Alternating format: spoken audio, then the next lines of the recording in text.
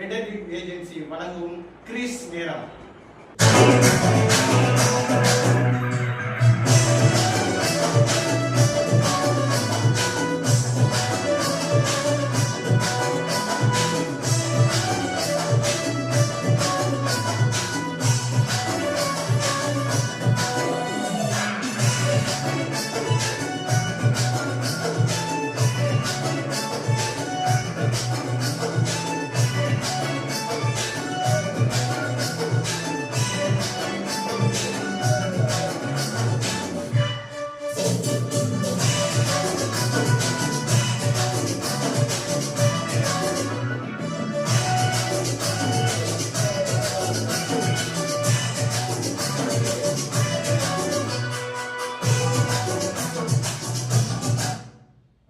மிக அற்புதமா இப்போ இந்த பாடல் இசைத்து காட்டினீங்க.